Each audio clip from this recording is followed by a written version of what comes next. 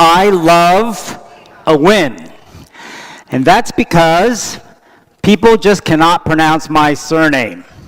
Growing up as a Vietnamese immigrant and refugee kid in America in the 1970s and 80s, no one could say Nguyen, which is how it's actually pronounced in Vietnamese. So people just came up with all kinds of variations. Nguyen, Nigel, Nguyen, and then finally kind of Nguyen, and then Nguyen. The pronunciation Nguyen actually became especially prominent for me in my high school and university years because I competed in speech and debate all across the United States, and I used to win so many events that my fellow competitors would say, "Win, Jimmy, win," and the name stuck. So too did the idea, and more importantly, what I stand for today. Because as a child born in a war-torn developing country but brought to America, I'm fortunate to have been given the educational resources, career platform, and opportunities to empower my potential to win.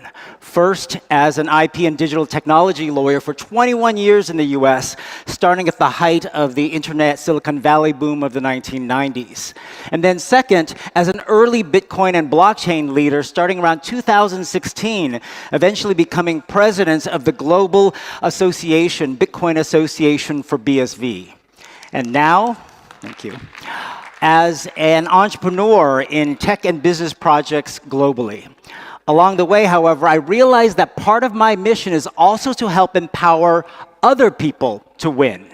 Not just me, whether you are a student, young entrepreneur, an experienced leader in business, government, perhaps even an entire company, organization, community, or country.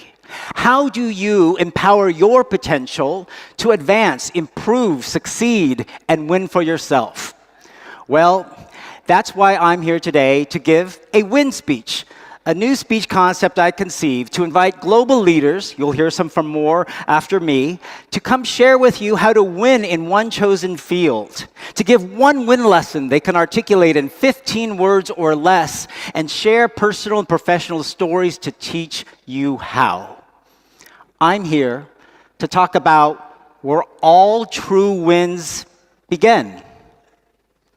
You. How to win at you, no matter who you are. Well, my win formula doesn't require 15 words. It only requires 3, in fact. 3 based upon the letters in win itself to create what I call a win formula. A win formula that is comprised of the following. W, for who. Step 1 is to really reflect and recognize who you are, where you come from, what shapes you. Second, I, for inspire. Discover what inspires you. Based upon your identity, past experiences, and who you are, figure out what that motivates you to do, and more importantly, why. Why are you motivated? Is it to improve your family, to make a difference in your community, to have self-satisfaction in a particular field? Or is it driven by more negative emotions, such as trying to prove doubters wrong, anger at your situation or your country, or perhaps just to get over hurt situations from long ago? We all have things that motivate us, and the truest wins come from pursuing goals that are driven deep in our core. And finally, N, for new. For N, we have new, which is to find new ways to actually implement that inspiration that comes from who you are. Because we can all achieve good results and what we perceive as success by copying or repeating what other people do. But the best, truest wins come from actually exploring innovative ways to leave your unique mark in the world. So let me share my journey of how I got to my own win formula. So I was born in Saigon, South Vietnam, the youngest of 4 children to of my father who became a judge in South Vietnam. So that's me, the baby, and my entire family. But my family actually had to flee Vietnam in April of 1975, just the night before Saigon fell. And we're lucky to be resettled out of Vietnam to the United States by the US military. But back in the United States, it was very difficult for my parents who spoke very little English. And then I was the kid who knew I was different. We were one of the only Asian families in town. And so, like a lot of kids at that time, I kind of ran away from my immigrant and Vietnamese heritage and tried to fit in and be American. And one of the ways I tried to do that was to fix this, the Asian bowl haircut that my mother would constantly give me that made me look very different on the playground, so that I would spend entire hours in the bathroom trying to make waves or curls in my hair so I could look like the other kids in school. Well, that didn't work, and what I then did is like, okay, well, I'm not going to fully fit in, so then I just try to focus on school and excel, because that's what Vietnamese mother wants their kids to do. I did very well in school. I graduated high school at 16, university at 19, and law school at 22, following in my father's footsteps to be a lawyer, just like he wanted one of his sons to be. So, at this point, I've been checking off the boxes, doing all the things that I knew to do well, but realizing I wasn't doing anything unique. And as a young lawyer, I tried to really search for that. And it was only around my young adulthood that I started really talking to my parents about their life in Vietnam, trying to understand who they are, and more importantly, who I am. And my father told me a story that has really stuck with me to this day and changed the entire course of my legal career. When he was serving on the bench in Da Nang, Vietnam, a criminal case came before him where a man who was associated with an American Christian missionary church in Vietnam was accused of sexual assault of a young woman. He was sitting in the back of the courtroom, and my father looked up as before the case was called, and something completely unusual happened. Lights started coming down from the ceiling, almost like from heaven, over this man. Nothing he had ever seen before. It was completely startling. He called the case. The man came forward to the podium in front of the bench, and the same thing happened. And in that moment, my father did something very unusual. He looked at kind of the case file and decided that the evidence was not sufficient enough to continue to prosecute the man, and he acquitted him and let him go because he decided to follow his heart. Something that you would think in law, which is very logic, analysis, and evidence-based profession, doesn't come into play, but he let himself follow his heart. Let the man go, and cut to a couple years later, when my family had fled Vietnam and were in tent refugee camps in the islands of Guam in the South Pacific, the US military base there, which were tough living conditions. And who shows up there but the same man that my father acquitted and let go, who was part of a church group processing Vietnamese refugees into the United States. Recognized my father, instantly took our family outside of the tents into a hotel for better living conditions, and that man is responsible for finding a church that sponsored my family into the United States as one of the very first to get into America. It is a powerful lesson in how following heart, no matter what the technicality, legal, mumbo-jumbo jargon of your profession is so critical to following the right path, and more importantly, leading to wins you may not expect. And so when he told me this, it really opened something in my mind as a lawyer. Instead of just being the technically good lawyer, I just figured out I need to be a lawyer with heart. And it meant that I started communicating with my clients with more empathy, personal relationships. I won more clients because of that. I started using heart and emotion more in my arguments, in legal briefs, in court, in hearings and trials. And as a result, my career took off even more, so that I was proud by the end of my law career, having been a partner at 3 major US law firms, to get to represent all of these amazing organizations and brands in the United States. The Motion Picture Association of America, Major League Baseball, Sony Pictures, Microsoft, Amazon, Uber, Lego Systems, even the Miss Universe organization, because I developed relationships with clients and used heart in what I did as a lawyer. A lesson I learned by asking who my father was, learning who I am, being inspired to use heart in my profession in new ways that were unusual in law at the time. Give it up for my father. That's really him. My next story, however, is about my mother. While I learned heart from my father, I learned ingenuity from my mother. Knowing that South Vietnam was likely to collapse in the months before we left, she started trying to take cash out of banks. But of course, cash became very short. She also had the ingenuity to realize that even if she took out South Vietnamese dong notes in another country, they would be worthless, useless. So she had the ingenuity to take some of that cash and buy gold bars, which she then took out of the country by wrapping them in a piece of fabric, almost a towel, underneath her shirt because she was concerned about losing them or having them stolen. So, years later, in the United States, after living in a two-bedroom small apartment, our entire family, after only a couple years in the United States, my parents, as immigrant refugees working minimum wage jobs, were able to buy their very first home in the United States because she sold those gold bars for cash for their down payment. And when she told me this story, it really struck me as to what would have been their life differently, better, easier, had they been able to access their cash and funds and assets from Vietnam in America. What if they were not lost? What if they were accessible? And the reason that struck with me years later is when the words Bitcoin and blockchain first entered my life around 2013 and 14. After Bitcoin emerged, clients of mine started calling me, wanting to explore how Bitcoin and other virtual currencies could be used to make international transfers and access to money more efficient, more accessible, international remittance less expensive than it is today, creating technology and products that would allow us as persons anywhere in the world to transact with value that would not be lost, even if the country was lost. And that is why when clients called me about it, I took this particular interest.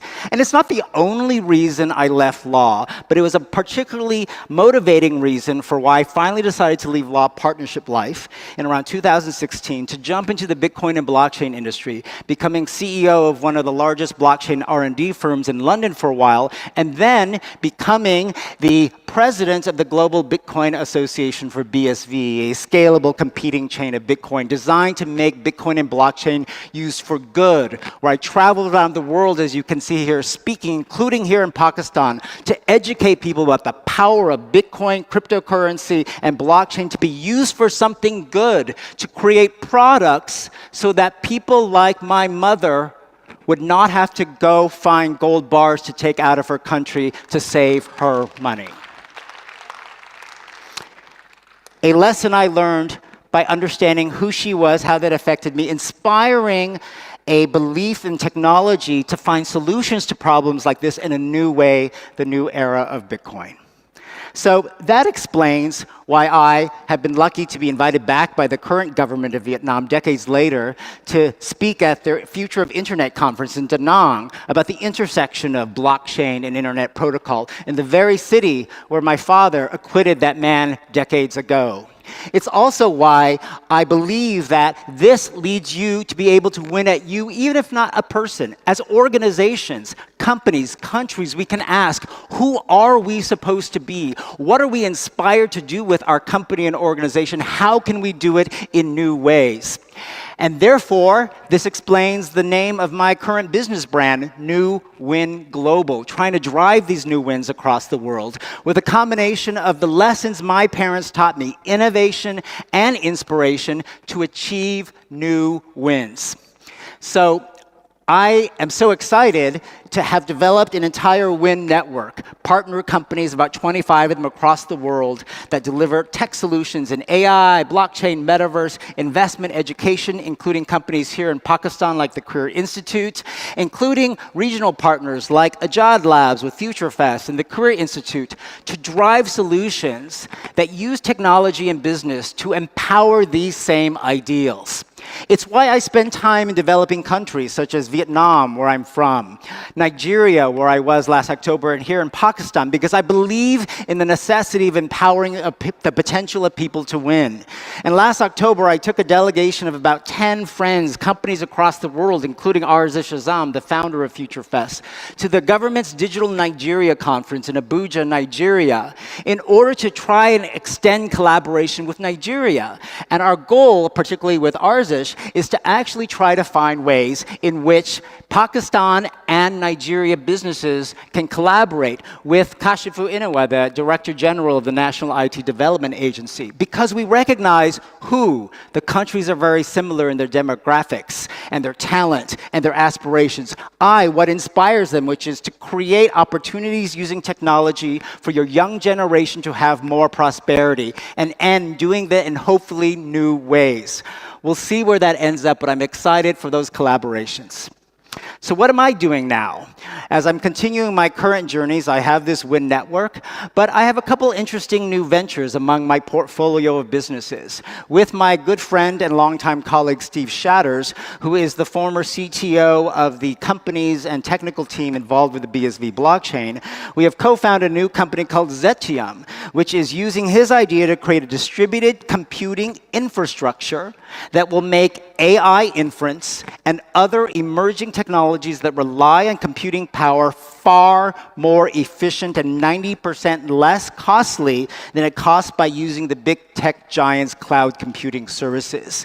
In a mission to make technology like this, especially AI, more accessible and affordable for all. Because we recognize who we are, which is people interested in scaling technology that inspires us to create products to make things useful and accessible for everyone, no matter what country or socioeconomic level you're from, and doing it in new ways, an alternative to the big tech giants' cloud computing services.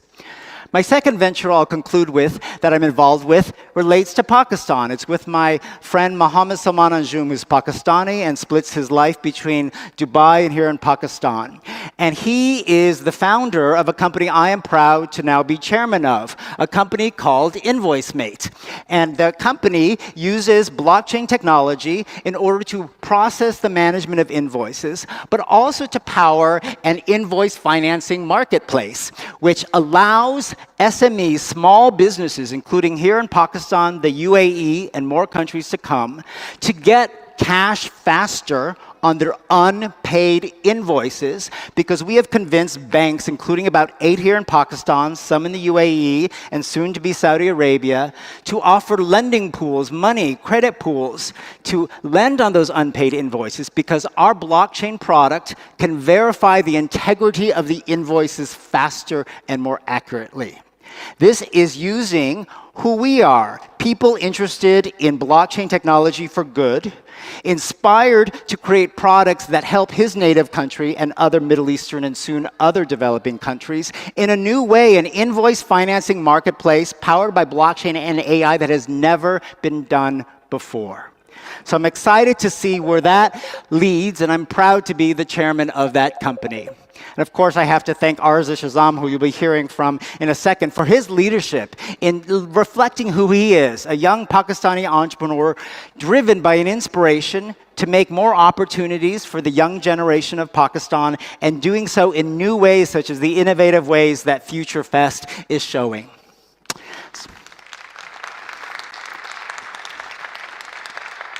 So with these lessons, I hope you're opening your mind to how you can win at your life, your career, your company, your organization, your community, even your country.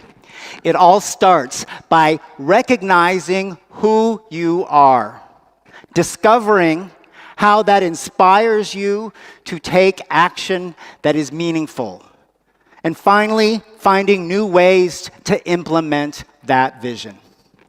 For me, my win lessons really began, of course, in Vietnam, where this little boy was born, but of course, that's not where this little boy grew up. But I learned my win lessons later in life from my parents, who are thriving still in Southern California, with my father at almost 90 years old and my mother about 86. And it's amazing to see their thriving life, a second life in the United States.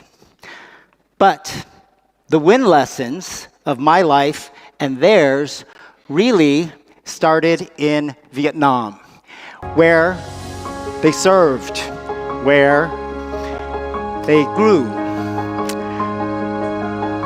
where they married,